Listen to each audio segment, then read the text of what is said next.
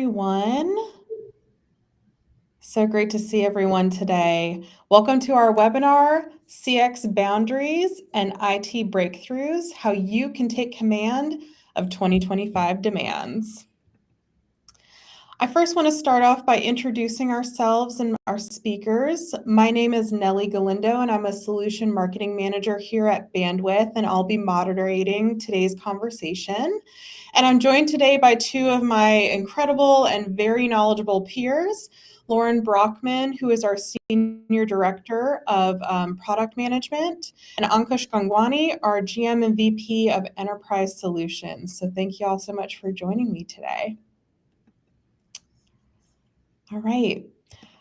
So we're excited to share with you some data from our Enterprise Communications Landscape Survey report, and specifically how it can help IT leaders such as yourselves gain a better understanding of what your peers are experiencing, especially when they're looking at telecommunications tech challenges across all industries.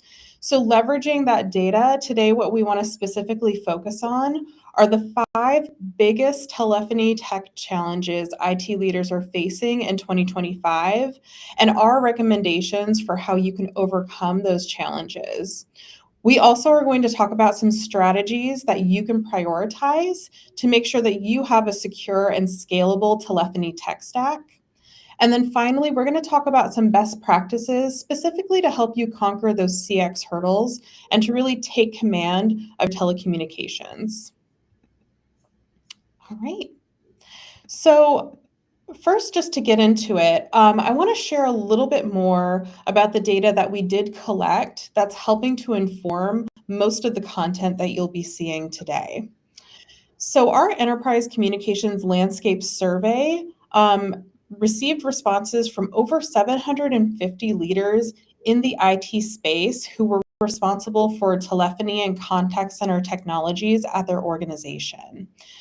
This was also surveyed across industries. So we received responses from leaders in healthcare, finance, manufacturing, retail, education, energy, hospitality, and government, among others. But those were some of the largest industries that we had surveyed.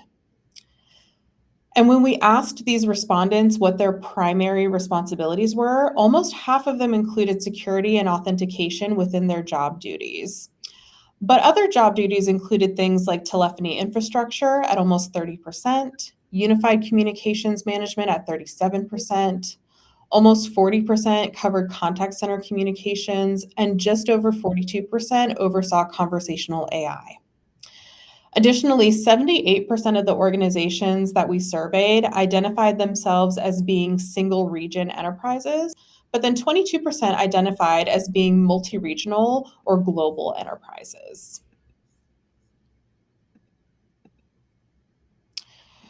So this is our third consecutive year of collecting this data through our Enterprise Communication Landscape Survey.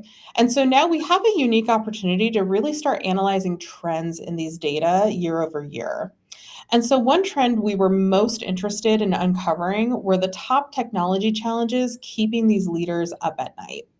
And so our survey respondents were given 9 choices, and we asked them to rank their top 3. And so as you can see, over the years, some challenges have dropped in significance, such as cloud migrations, but others have started to rise to the top, like reliability and quality. And so we wanted to start today's conversation by really diving into these trends. So Lauren, I want to start with you. Could you describe for us in depth what some of these trends mean and how we could interpret them? Absolutely. So I really love the longitudinal data we're able to get having run this survey year after year now, because I think one thing that jumps out from the crowd is reliability and quality never get old. They are always a priority. And in fact, I think one of the reasons we see even more of a priority being placed on this is the fact that the more people move parts of their infrastructure to the cloud, to third-party providers, the more they're outsourcing some of the control of their solutions to other people. And so making sure that they have a reliable and a high quality and secure, start to see fraud and security coming from sort of out of nowhere to number 2, is a direct result of the way that the infrastructure is changing and the way people are managing it. And also around fraud and security specifically, it's actually more surprising to me that this wasn't there in 2024 and 2023 as a top problem or a top issue for keeping people up at night, because I think today almost everybody we talk to, I think this is true. Another really interesting piece of data, I think, that when we look at this longitudinally over time is that price matters, but it's just not the most important thing, and it's never been the most important thing. So I think as we get into a little bit more of the detail on the next couple of slides, we'll really see and dig into some of the reasons why. Okay, so into the details. So reliability and quality, as we said, stay top of mind. Number one criteria, and I think I've just mentioned why. Cloud migration headaches, less of a thing, and I think this makes complete sense based on the fact that, if you were to have looked at these surveys a couple of years ago, this was always at the top. I mean, it was something that people were really worried about because nobody had cloud migration before.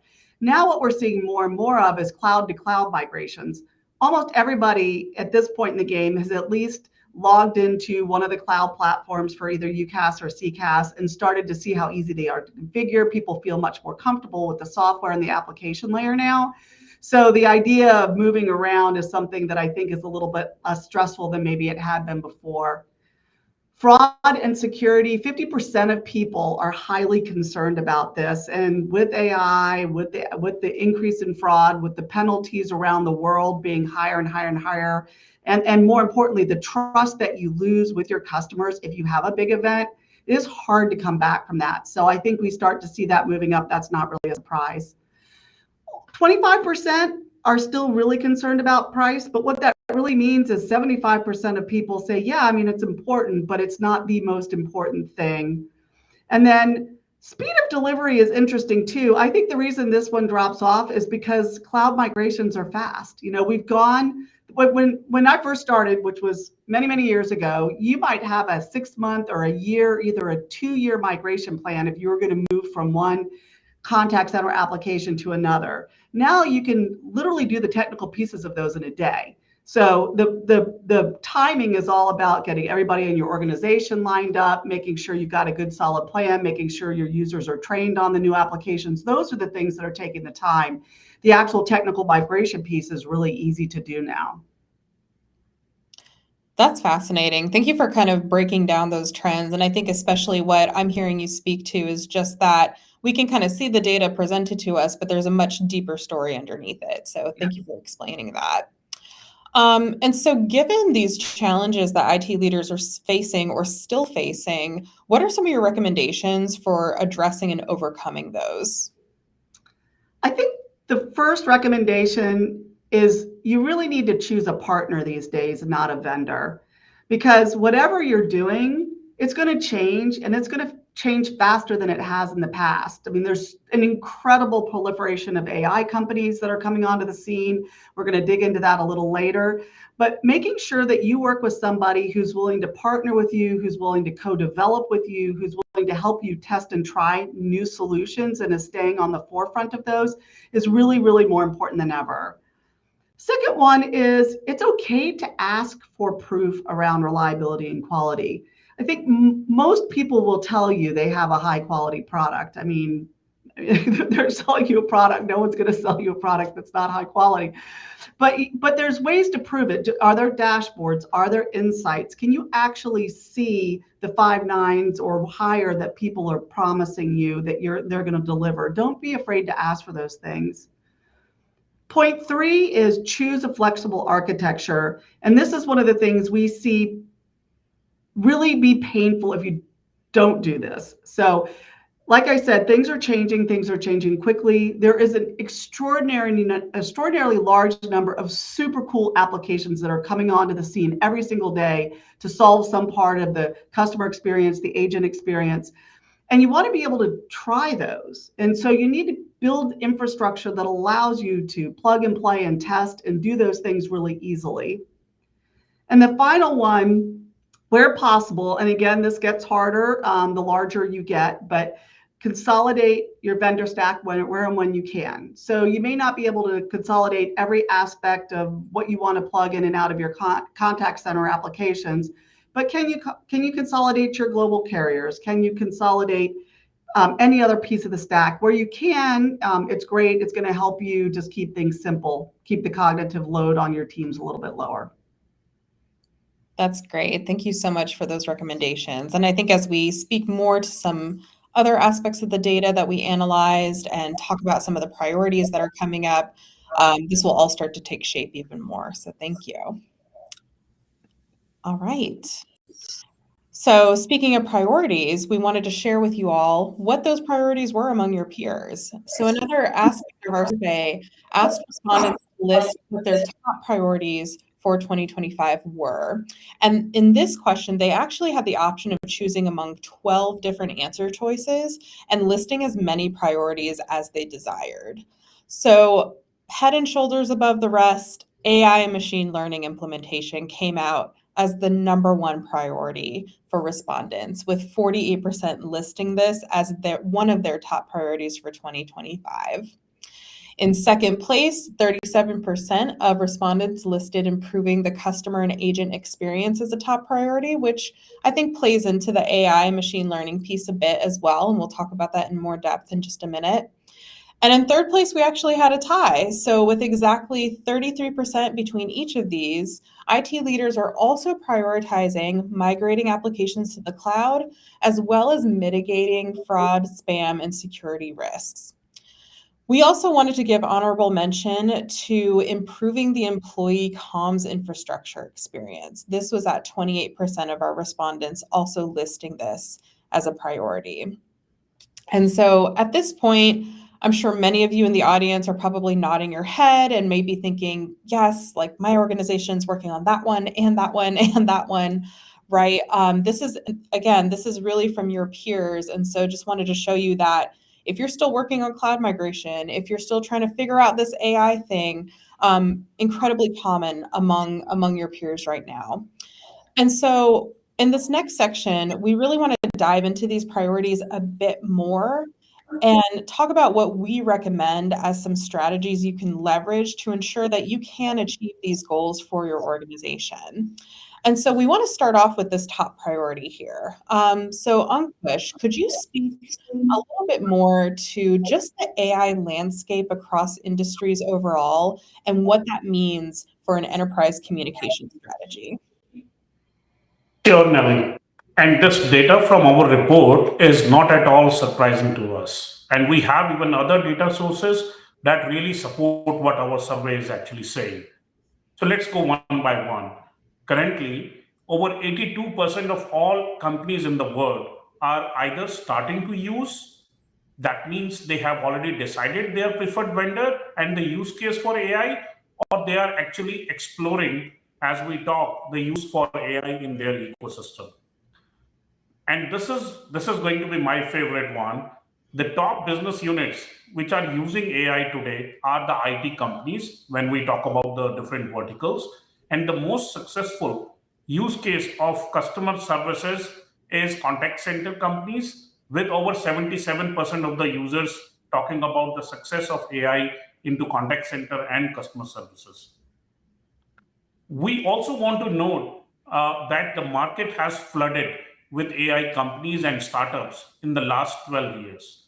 You will not believe that from 2013 to 2022, there were more than 5,500, yes, 5,500 AI startups founded just in the United States. So we see a lot of interest in AI, and it is growing at a rapid pace. And the opportunity to incorporate AI into some aspects of our business and your business is very much relevant today. Let's further double click on more information about AI now.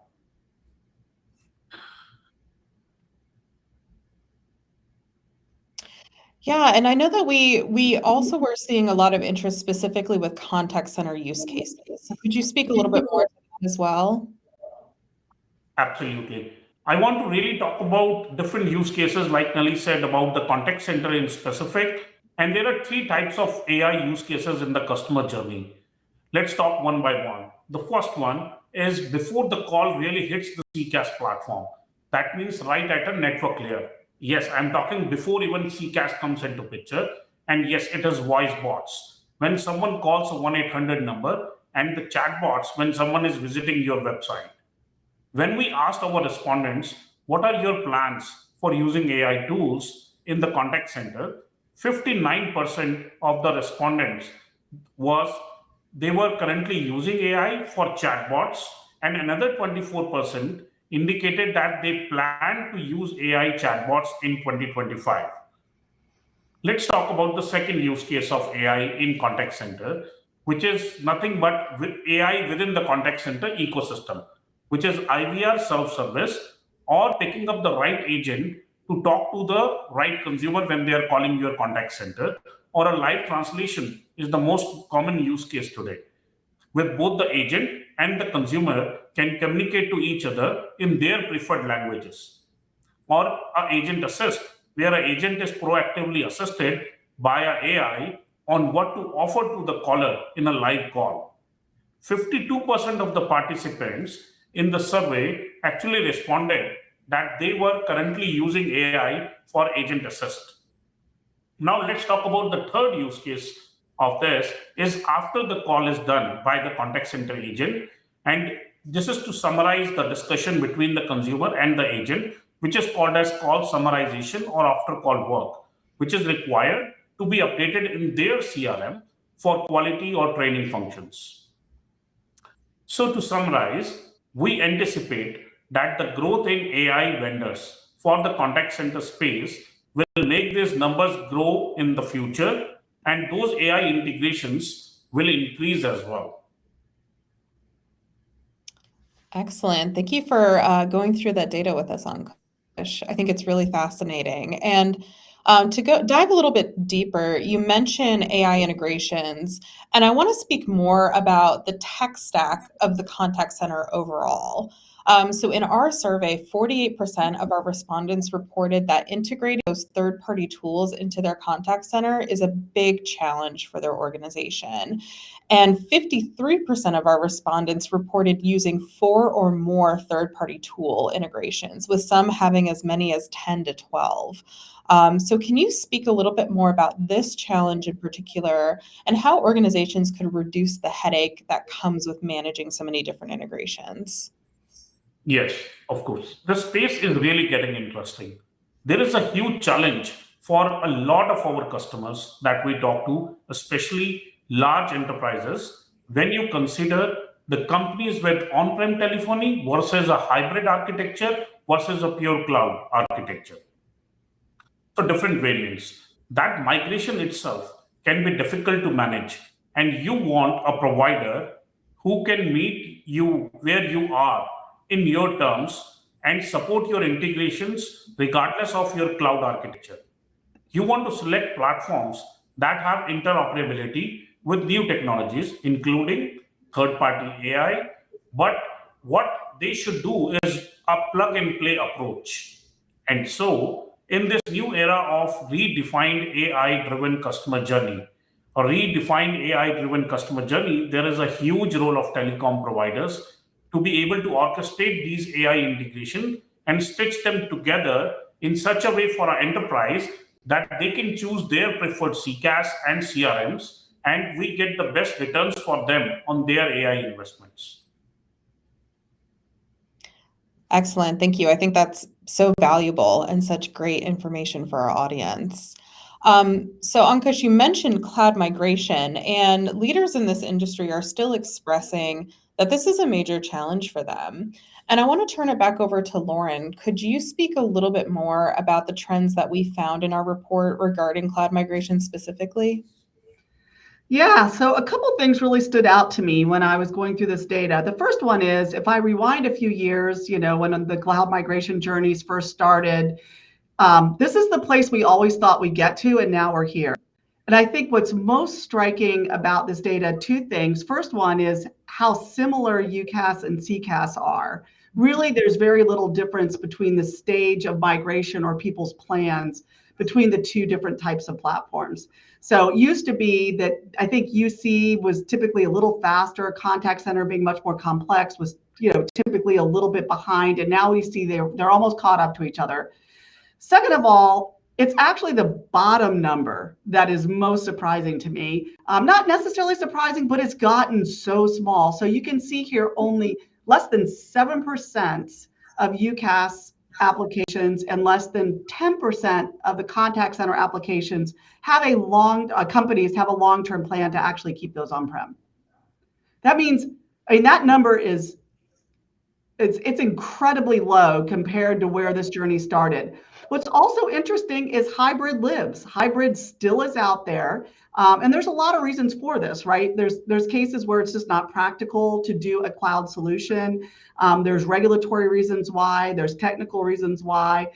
We had a customer who has a clean room as an example, and in order to be able to re-architect that clean room, they were going to have to re-scrub it, and it was going to take them out of production for like 3 to 6 months in order to upgrade. So there's edge cases like that. There's security reasons. There's a variety of reasons that make up that less than 10%. But I think what we really see is an improving security, trust, facility, and flexibility that comes with being in the cloud that is just hard to ignore at this stage in the game. Thank you. It's super fascinating, and I'll be curious to hear from the audience as well. I mean, we do have a Q&A at the end, so feel free to put your input into our chat or to ask a question. But I definitely think seeing this trend and seeing how far we have come in cloud migration and how much more there is to go was a really interesting finding from our study. So thank you for going into that. So another big priority that was mentioned earlier was mitigating fraud, spam, and security risks, which also plays directly into the customer experience. And so especially when it comes to outbound calling, especially related to the contact center, Lauren, could you speak a little bit more about these trends that we found in our report? Yeah, so this is an interesting one, and I am imagining that everybody listening to this call has been touched by this subject in some way, shape, or form, because I can tell you that, having just come off the heels of Enterprise Connect, there's almost no conversations that we have with our customers that doesn't include some piece of this puzzle. And a lot of that is because the ecosystem has actually changed a lot in the past couple of years. What you're allowed to do by way of call blocking has changed. Providers who are doing it in the ecosystem have changed. And what we're seeing now is that businesses are the ones that are really suffering because their calls are being marked as spam risk. And that's, in exchange for improved customer privacy, right? That's our security is the reason that this is all being done. But the flip side is that it's legitimate businesses that are paying the price the way things are working right now. And you can especially imagine from an industry perspective, the data on this is really interesting if you start looking at it by industry. As you might imagine, healthcare providers, financial institutions, energy providers, anybody who needs to reach an end user in an emergency or very important or private situation is being sort of just really penalized in a way because their calls are being marked as spam. A doctor's office, as an example, calls you. How many of us actually pick up the phone if it's marked spam risk, right? And so what are we going to do? We're going to call them back. Well, they're going to be on a call with another customer, and we're going to be playing phone tag for a while. This is causing a lot of inefficiency and a lot of problems getting information into the hands of consumers. So another thing I think really important, and we do entire webinars just on this subject, so I could go on, and I won't for the purposes of this conversation. But it's really important to understand that there's a big difference between your reputation of your call, i.e. it being labeled spam risk, and branding, which is a completely different thing. So even if you have a branded call, if you're using CNAM and you've got Away or another branding solution, if your call is being marked as spam, that is going to override anything that happens to your brand. So that's another thing to understand. The first thing you've got to clear is, hey, this is not a spam call. Once you clear that, you can move on. Excellent. That's super helpful information. Thank you for going into that, Lauren. Yeah. All right. So that was a lot of information. I think this is a good time to do a little bit of a overview of what we're recommending. And so given these priorities and all these trends that we saw in our data, Ankush, I wanted to ask you, can you kind of let us know, as a leader in this space, what strategies would you recommend to IT leaders who are trying to prioritize some of these activities in 2025? Sure, Nelly. So there are three strategies that we recommend every enterprise customer to prioritize in 2025. And let us go one by one, covering each one of them. So the first one is build your own communication architecture that makes it easy to plug in your choice of AI. As we discussed earlier, there are so many AI vendors in the space. We spoke about 5,500 startups in 1 year. You really don't have to feel pressured into using the AI offered natively to your CCaaS platform. If it works for you, great. But you have the options and the flexibility. If you need to bring any third party AI vendor, this is on its vertical expertise, this is on the use case that you're looking for, or so on. So you need a real communication orchestration partner. I will repeat the word orchestration because that is a strong differentiator between a traditional telecom provider and the next generation telecom provider here. Also, make sure that your vendor allows you that the freedom of choice. That's the second point to be highlighted, the freedom of choice of the technology you want to pick. That means pick up your choice of AI, your choice of CCaaS, and your choice of UCaaS vendor, and the telecom player should be able to stitch that together as per the use cases that you are looking to achieve. Now let's get to the second one. The second strategy is consider BYOC, or bring your own carrier. The BYOC model gives you more control and flexibility over your telephony options. It can also provide a cost saving when you debundle your telephony from your UCaaS or CCaaS calling plan, which directly addresses the price point challenge that we mentioned at the top of the webinar. This can be a great option, especially for large enterprises. Now, the third one, which Lauren covered in detail, is very specific to the outbound scenarios. Leverage call label monitoring and remediation to build trust in your outbound calling. As Lauren mentioned, if you can't get to the underlying real issue behind your calls being marked as spam or spam likely, there is very little chance that you can do a really to save your brand reputation. So you need a right communication partner considering all these three trends. That's excellent. Thank you so much, Ankush. And hopefully this is something that really feels like a tangible takeaway for our audience, and that here's these trends and here's this data, but what can you actually do about it? And I appreciate you for breaking that down for us. So thank you. All right. So we are actually going to move into our Q&A section now, and you should have a widget on your screen that allows you to go in and submit a question if you have one for Ankush or Lauren. And I'm just going to check. I do believe we have a couple questions in our chat. So I'm going to go ahead and look through those real quick. And so the first question I'll go ahead and toss to our speakers, and either of you can pick this up. What kind of customers do you see buying telecom from the same CCaaS or UCaaS vendor versus buying BYOC?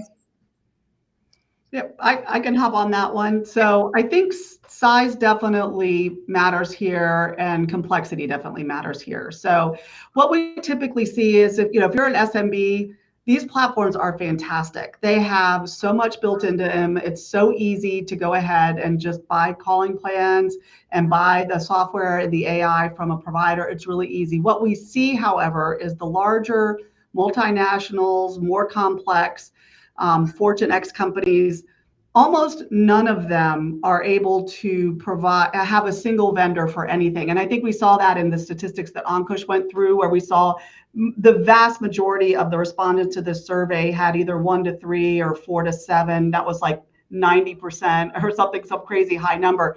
And that's because, first of all, the 5,500 new AI vendors we were talking about, those are all AIs for different purposes, right? They're niche. They can be very specific to an industry, be it hospitality or banking. It can be for customer service. It can be for payments. There's a lot of different use cases that surround the contact center.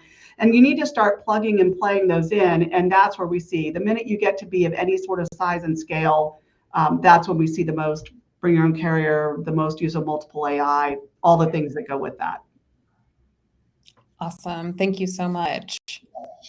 We have a couple other questions in here, and Ankush, as our resident AI expert and enthusiast, I'll pass this one over to you. But what kind of customers are buying third-party AI versus buying from the same CC or UC vendor? So I'm assuming that means those built-in AI within the UC and CC platform. Do you want to take that question for us?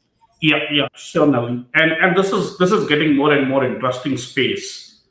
So let me try to answer it in putting the customers into two different buckets, or the large enterprises into one bucket, the multinational, large, complex enterprises, and the second one is small and medium segment. So what is happening? The larger enterprises have multiple technologies, and they have a different CCaaS solution, a different UCaaS solution, and they are going with different AI options to fit in their use case. There may be one AI that they can work with, or there can be a multiple use cases based AI players into one ecosystem. So those large enterprises are typically choosing AI from their preferred vendor, and then they are coming to us and telling us to stitch their AI to work before the contact center, as part of the contact center, or after the contact center. So those are typically third-party AI preferences. The second bucket of the customers are like small and medium segment customers, enterprises, who are using AI from coming bundled from their UCaaS and CCaaS players. So that's how we see this happening. The other interesting trend which is happening is most of the enterprises are using bundled AI when it comes to UCaaS, right? And UCaaS is nowadays termed as workspaces, and that's where they are getting the bundled AI. But when it comes to the large CCaaS deployments, they are picking up separate AI platforms and the separate CCaaS platforms, but they are working together with one CRM. So that's how we can see this trend going on. That is interesting. Thank you. I think we have one more question. And I know this is one that we get pretty frequently. And Ankush, I'll be curious to hear your response, but they're asking, which CCaaS or UCaaS AI vendor do you recommend? This is a very tough question for us, because we as Bandwidth are actually empowering all the CCaaS and UCaaS leaders that you see in any report. So we really empower all the CCaaS and UCaaS players who you deal with.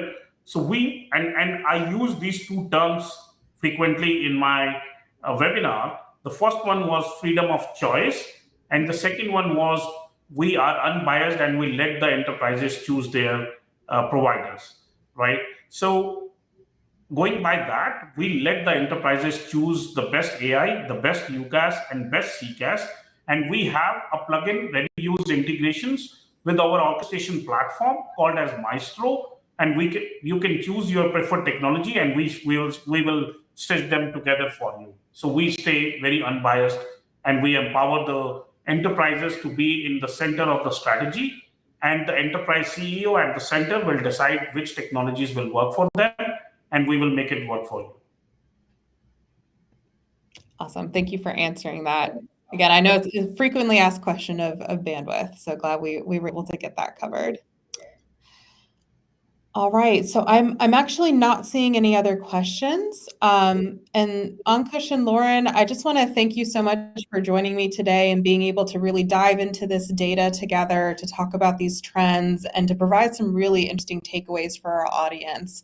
And I want to thank the audience for joining us today as well. One thing I want to mention is that the data that we presented today from our Enterprise Communication Landscape Report, it's really just the tip of the iceberg. There's so much more that we collected that we just didn't have time for today. And so I really want to encourage you to check out our Enterprise Communications Landscape Report, download the PDF. You can go to this QR code and be able to access that. Again, so many more interesting takeaways and so much more great information from your peers regarding their telephony infrastructure. And so again, I want to thank you all today for joining us. And I hope you all have a wonderful rest of your afternoon.